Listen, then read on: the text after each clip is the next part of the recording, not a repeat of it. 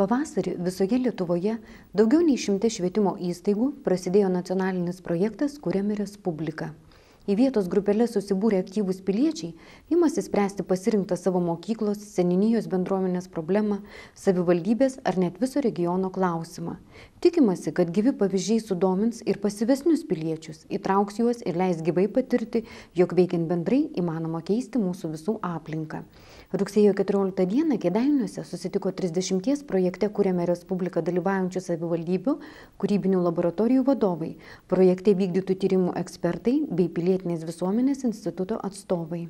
Šiandien buvo būtent tas pirmasis susitikimas, kada būsimieji kūrybinių laboratorijų vadovai sužinojo, ką tiksliai jie turės daryti, kaip konkrečiai įgyvendinti veiklas ir kokio pokyčio mes norime tame projekte ir koks yra jų vaidmuo.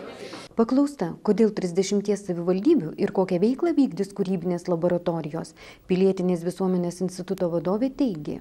Negalėjom dėja atsirinkti visų Lietuvos rajonų ir visų Lietuvos savivaldybių, dėl to teko pasiriboti 30.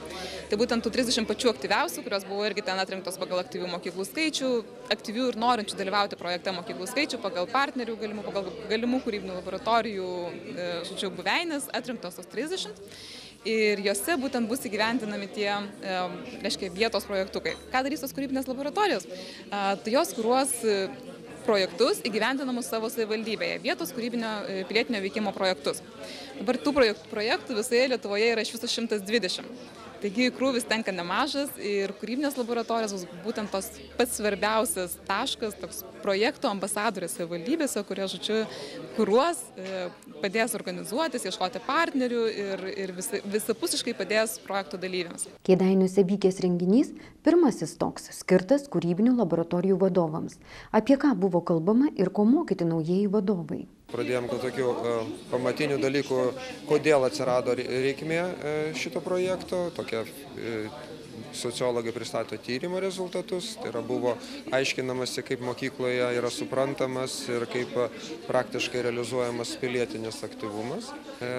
Tai vienas aspektas, kitas dalykas, ką mes šitame renginyje jau darėme, tai yra tiesiog tikslinamės, kokia ta, pavadinkime, idėjinė ir filosofinė prasmė šitos veiklos ir į ką mes norime pasiekti šito projektu. Po mokymų 30 savivaldybių kūrybinių laboratorijų vadovai imsis aktyvios veiklos.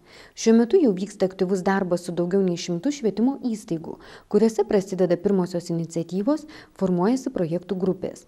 Nekantraujančių susipažinti su pilietinių veiklų naujienomis, organizatoriai kviečia prisijungti socialinio tinklo Facebook profilyje Kuriame Respubliką arba sekti naujienas interneto svetainėje, kurios adresą matote ekrane.